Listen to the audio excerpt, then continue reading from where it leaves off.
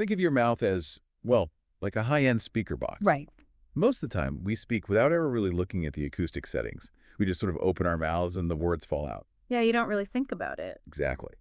But centuries ago, scholars of the Arabic language actually mapped out the exact microscopic physics of human speech.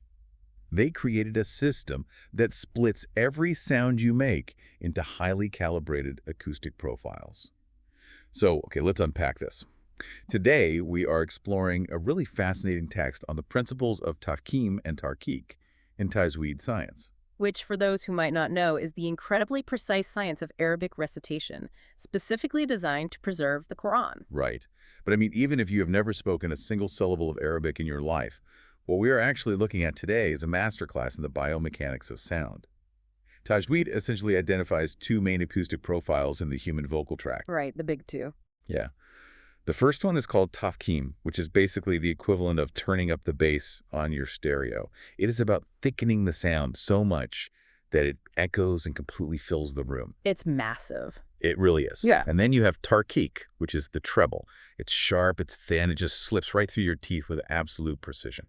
To really grasp the mechanics here, we need to look at the linguistic roots of these terms as they're laid out in our source text. Okay. So the word tafkhim literally translates to fattening. The Arabic word there is tasmin, or thickening, which is takhliz.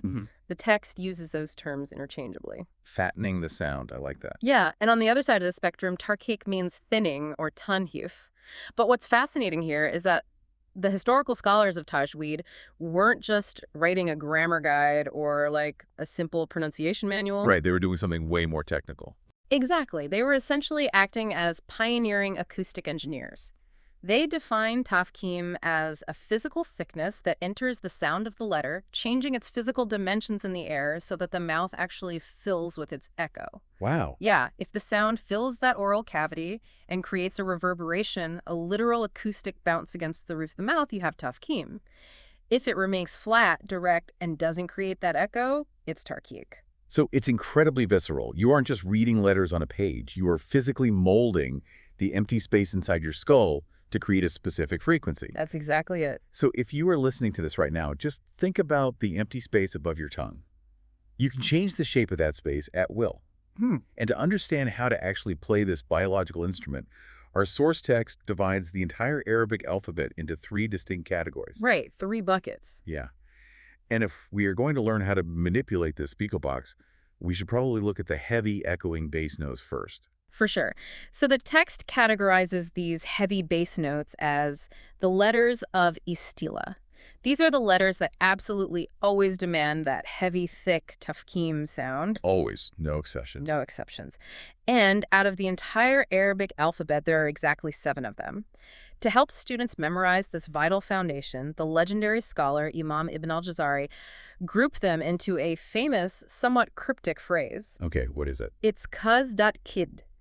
This phrase contains the 7 heavyweight letters: ka, sad, dad, khin, ta, kaf, and za. Okay, so just those 7. Just those 7. The moment a reciter sees these letters, the physical posture of the vocal tract has to change. The back of the tongue, the root, must rise up toward the soft palate. Which changes the whole shape of the mouth. Exactly. It restricts the airflow, forcing the sound pressure to build up and create that deep, resonant chamber in the back of the mouth. Wait, let me ask you this. Are all 7 of these thick letters equally heavy? Because if I imagine, playing the lowest octave on a grand piano, not all those bass notes hit with the exact same physical impact. That's a great point. Some are just a low hum, while others literally rattle the floorboards under your feet.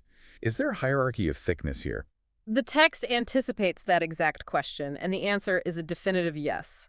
They are not equal. Oh, really? Yeah, the scholars actually broke down the rankings based on the inherent physiological characteristics required to produce each letter. 4 of these 7 letters belong to an elite, heavyweight subcategory called itback. Itback. Right. The word itback implies a covering or enclosing. These are the absolute strongest, thickest sounds a human can make in this system. The itback letters are ta, dad, sad, and za. Okay, so what makes it so much heavier? Well, when you pronounce these, you aren't just raising the back of the tongue.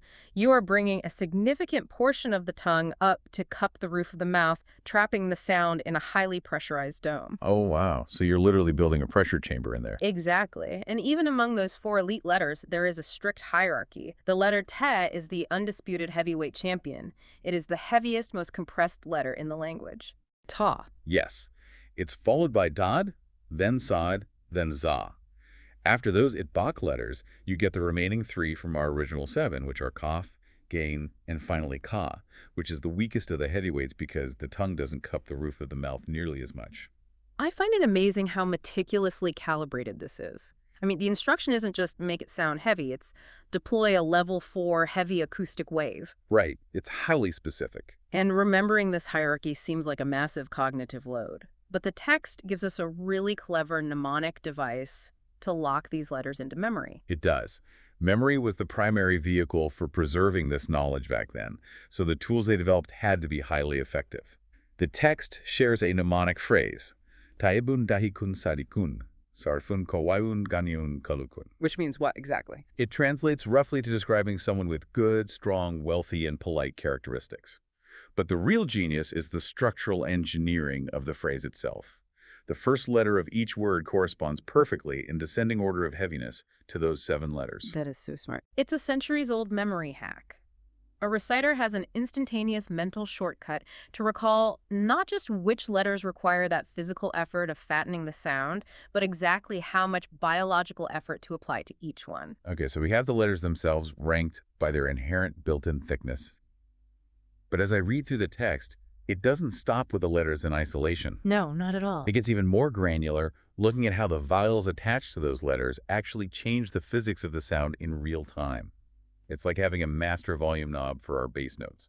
Yeah, the environmental context changes everything. The text references Imam Ibn al-Jazari's work, specifically a foundational text called At-Tamheed, where he outlines 5 specific levels of Tafkheem. 5 levels, okay. And these levels are dictated entirely by the vowel that accompanies the heavy letter. The vowel changes the shape of the jaw and lips, which in turn changes the volume of that echoing cavern we talked about. Makes sense. So the strongest possible level, maximum bass, happens when a heavy letter has a fatha, which is a sound, and is immediately followed by an alif, which elongates that a. The example given is the word kala. Because to say kala, your mouth has to open wide. You physically drop your jaw, the back of your tongue is raised to hit that heavy cough, and you've just created the largest possible cavern inside your mouth for that sound wave to bounce around in. Exactly. It makes perfect sense. Opening your mouth wide with an elongating alif cranks the thickness to a 10. The larger the internal cavern, the bigger the resulting echo. Now, level 2 is slightly different. It's a heavy letter with an open fatha, a sound, but without the elongating alif attached to it. Good. The text uses the example kalakmum. The jaw is still dropped, and it's still a very thick sound, but the echo simply doesn't have as much time or temporal space to resonate as it does in level 1. It's a shorter burst of bass. So if a wide-open jaw gives us maximum volume and resonance, I'm guessing any vowel that forces you to close your mouth or change the shape of your lips acts like an acoustic dampener. That is the exact mechanism at play. Level 3 introduces the dhamma, which is an oo sound, like in the word yakul. Think about what happens when you push your lips forward to make an oo shape. Right, you gotta pinch it off. Yeah, your mouth physically restricts the opening, creating a sort of bottleneck. This dampens that heavy echo we just built. Then level 4 is when the letter has a sukun, meaning it has no vowel at all. It's just a consonant. Right, a static consonant, like in the word yaktuluna. The jaw doesn't drop, the lips don't purse, it just arrests the sound in the throat. And finally, level 5, the absolute weakest level of thickness, is when the heavy letter has a kasra, an E sound. The example is Kayla. Because when you make an E sound, try doing it right now, say E, you're basically smiling, your lips are pulled wide and tight, your jaw is high, and the space inside your mouth is incredibly flat and narrow. Yes. You're actively fighting the heavy echoing nature of the letter by squeezing the acoustic space down to almost nothing. It completely flattens the dome. So a kasra pulls that bass knob all the way down to a 1. Exactly. Even though the letter itself possesses an inherent desire to be heavy, the vowel creates a physical constraint that prevents the wave from reaching its full echoing potential. The genius of Ibn al-Jazari's classification is that it recognizes a letter isn't just ink on a page. It's an event. Yes, it is a physical aerodynamic event happening in real time, completely subject to the environment around it.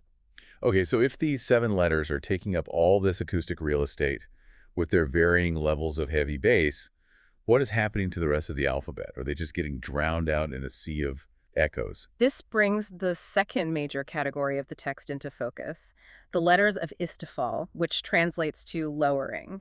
These are the treble notes. The treble notes, got it. They are always pronounced thinly, utilizing the principle of Tarqeeq. If a letter is not one of the 7 heavyweights we just broke down, and it's not one of the 3 special shape-shifting exceptions we'll cover in a moment, it defaults to this category. Meaning the root of the tongue stays down, it stays relaxed. The dome isn't formed, the mouth doesn't fill with an echo, and the sound is sharp, flat, and light. The text quotes Imam Ibn al-Jazari giving a very direct, uncompromising instruction.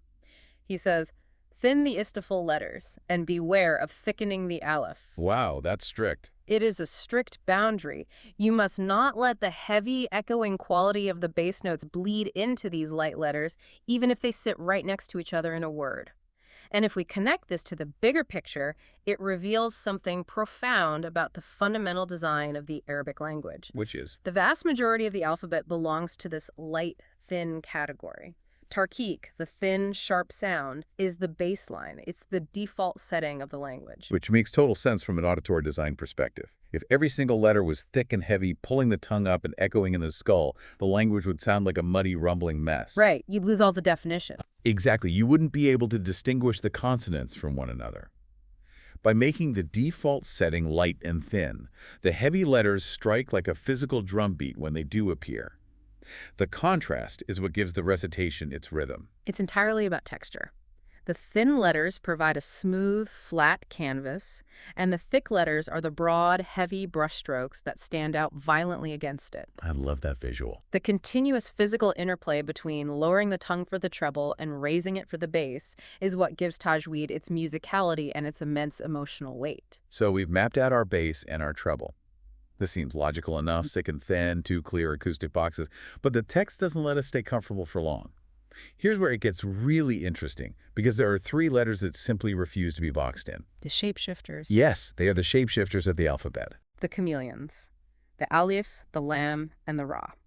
The text refers to these as the letters that circle endlessly between Tafkheem and Tarqeeq. Depending on the exact microscopic context of where they sit in a sentence, they will completely flip their physical nature from thick to thin. Let's start with the Alif.